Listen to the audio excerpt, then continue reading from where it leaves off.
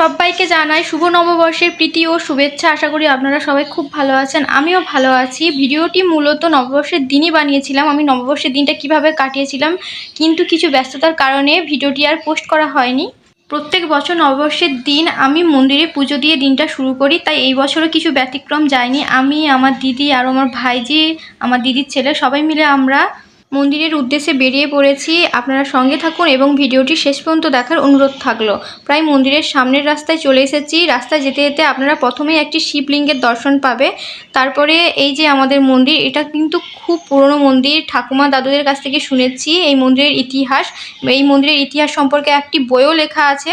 আমি আমার ছোটোবেলা থেকে মন্দিরটি দেখে এসেছি, কিন্তু আমার মনে একটাই প্রশ্ন, এখন যুগ অনেক উন্নতি কিন্তু মন্দিরটি এখনও মাটির কেন? এটাই আমার মনে সবথেকে একটা বড় প্রশ্ন। যাই হোক, মন্দিরে ঢোকার একটা নিয়ম আছে। মন্দিরের ঠিক সামনে একটি পুকুর রয়েছে, ওই পুকুরে সবাই পা হাত ধুয়ে তারপরে মন্দিরে প্রবেশ করতে পারবে। এখন পুকুরটি প্রায় শুকিয়ে গেছে, কিন্তু আগে এই পুকুরের জল কিন্তু ভর্তি ছিল। আর এই পুকুরটিরও একটি নাম আছে। অনেকে এই পুকুরটিকে বলে পদ্ম পুকুর, আবার অনেকে বলে ব্রহ্মাণী পুকুর। ব্রহ্মাণী নামটি হয়েছে কারণ এখানে মা ব্রহ্মাণী, রুদ্রাণী এবং ইন্দ্রাণী সর্বদা বিরাজমান থাকে। কেউ কখনো নিজের বিপদ নিয়ে মায়ের কাছে এলে মা কখনো তাদের খালি হাতে ফিরিয়ে দেয় না, তাই এই মন্দির খুব জাগ্রত।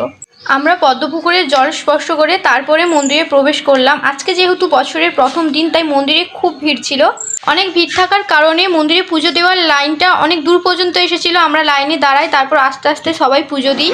ওই দিন মন্দিরে এত পরিমাণ ভিড় ছিল, আমি যে আপনাদের পুরো মন্দিরটা ঘুরে দেখাবো তার সুযোগই পেলাম না। ভিড় ঠেলে শেষমেশ আমি মায়ের দর্শন পেলাম। তারপর পুজো দেওয়ার পর আমি বাইরে একটা নতুন জিনিস দেখলাম। এটা অনেকবার আমি এই মন্দিরে আগেও এসেছি, কিন্তু এই জিনিসটা দেখিনি যে মায়ের বিজ্ঞ বিক্রয় হচ্ছে। আমি দোকান থেকে মায়ের একটি বিজ্ঞ কিনে নিয়েছিলাম বাড়িতে রাখার জন্য। তারপর মন্দিরে এসে শিবধামে পুজো করে নিয়েছিলাম। শিবধামটা ঠিক মন্দিরে প্রবেশ করার ডান দিকে ছিল। এরপরে শুরু হয়েছিল মায়ের আরতি এবং মাকে ভোগ নিবেদন করার অনুষ্ঠান।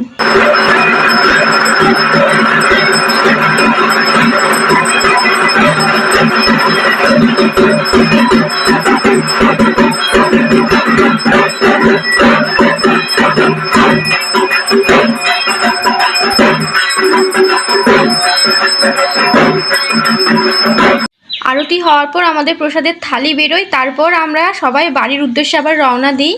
প্রত্যেক বছরই প্রথম দিনে আমি মায়ের মন্দির থেকেই দিনটা শুরু করি। যাই হোক, যদি ভিডিওটি ভালো লেগে থাকে তাহলে লাইক, কমেন্ট এবং চ্যানেলটি ফলো করে দিবেন। Thank you.